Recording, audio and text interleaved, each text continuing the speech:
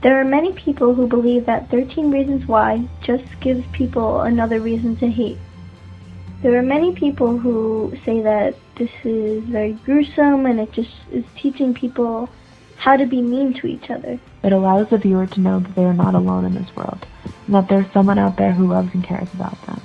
Showed me how much you can impact someone's life and how the little things might affect them more than you expected. It also showed me not to judge people so quickly because you never know what's going on in someone else's life and what they could be going through. It was wrong and undeserved what she went through. Shows people that every little thing that they say and do can have an effect on someone that leads them to commit suicide. And I believe that this show should be watched by many people.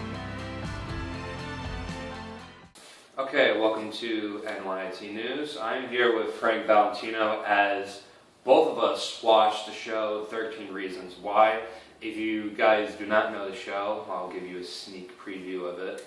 13 Reasons Why is about Hannah Baker, who is a high school student. She ends up killing herself, and she sends recordings to 13 people, and they're the reasons why she killed herself, which is now a television show. It was recently a book, and they adapted it to a television show. Selena Gomez is the producer, unknown actors, and after watching it, me and Frank ended up loving this show.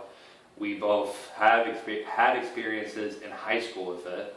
In my high school, I went to Catholic school. It was never really talked about bullying. It was we saw it happen, but we never really had any teachers do anything about it. It's pretty much more you just forgot about it. Mm-hmm. Frank, what about you? Yeah, I think it's a very compelling story, and it's very relatable for kids who have experienced issues in high school, bullying, and the thought process that goes through somebody's head when there's stuff like that going around in school is difficult to overcome and to even talk about with parents, friends, anything.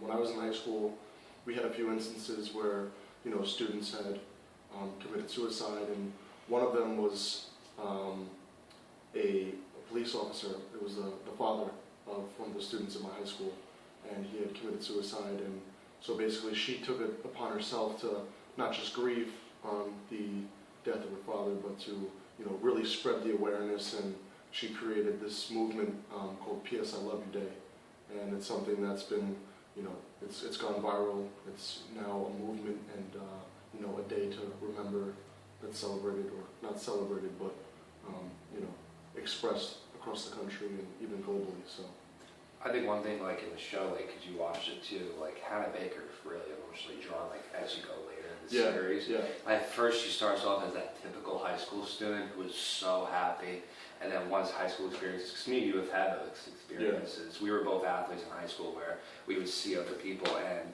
you would never know because no one ever said anything. Hannah never said anything, and you would say in high school, like, you should have been there. Yeah, it's especially tough when you're a new student.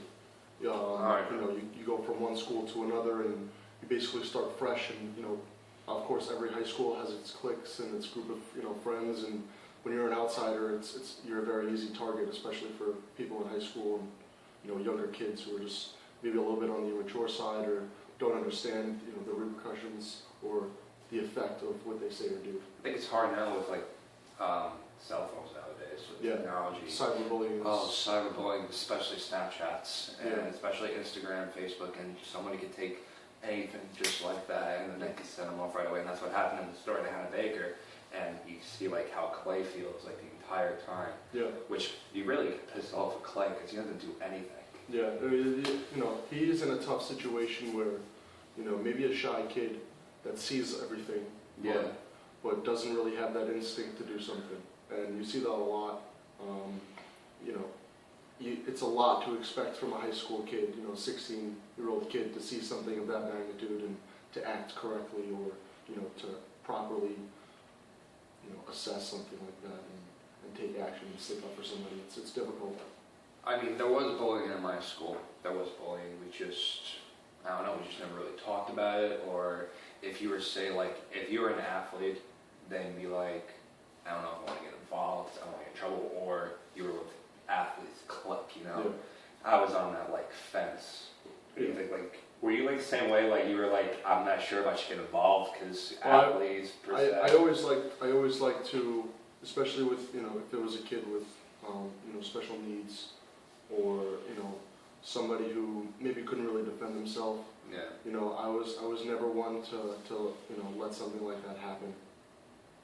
You know, I would try to, you know, not cause a scene, but I wouldn't let something like that reoccur if I saw it and, you know, it's just not right. And I kind of I'm lucky enough to have that kind of courage and, you know, to step in and say, you know, knock it off, you know, this isn't cool or something like that. But, you know, especially back to, you know, cyberbullying and, you know, Hannah had sent around, you know, some pictures of her had leaked, you know, through text message, and it's like wildfire. Once one person gets it, everybody gets she it. sends it to 2 or 3 friends. Exactly.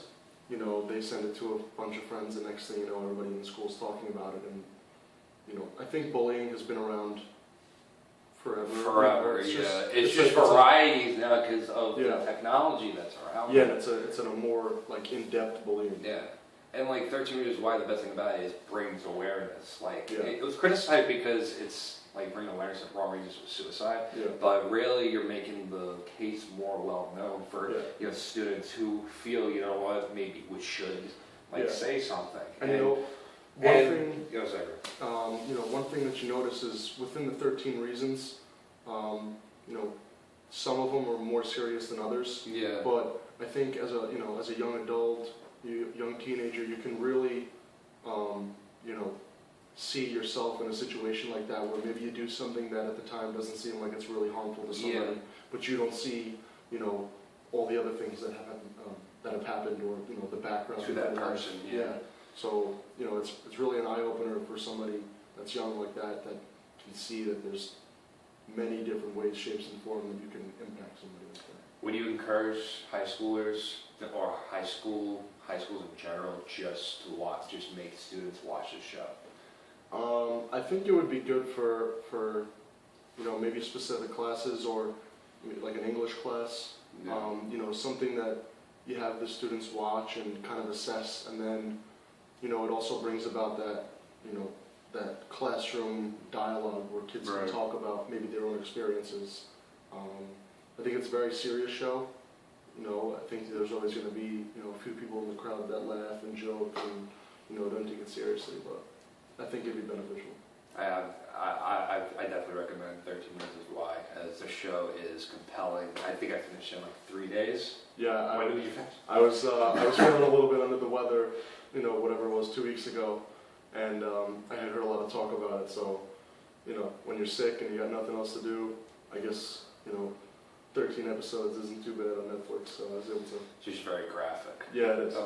It's very detailed, it's graphic, but I think that's the stuff that makes it more relatable. It makes it more real. Last question: who's your favorite character? My favorite character, I guess I would say Tony.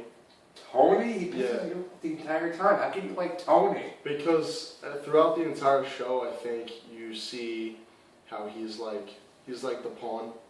Yeah. And he's kind of like, you think it might be Clay, because he's kind of like the protagonist and like one of the main characters, but I think behind the scenes Tony does a lot, and he's experienced a lot more than some of the other people. Which we realize like later on. Yeah, you realize later in the show, no spoilers, but you realize later in the show that he's a little bit more valuable than he may seem early on. I don't know, me, I like Alex because Alex he's like this quiet kid, and then he's very like, he was always against the bullying. He was always against, like, he felt bad for what he did. He felt horrible because it was an impulse decision, and everyone makes impulse decisions. Yeah. And then later on, you realize he's really defending it, and then, you know, I'm not going to spoil anything, but Alex turned out to be one of the best characters because you just realize what he did wrong compared to other characters who are like, they don't care, or... Yeah, some characters have that naive... Or like they're the typical high school students where it's just, we're just going to go with the flow, who cares, so... I recommend 13 Reasons Why. He recommends 13 Reasons Why. Go check out 13 Reasons Why on Netflix.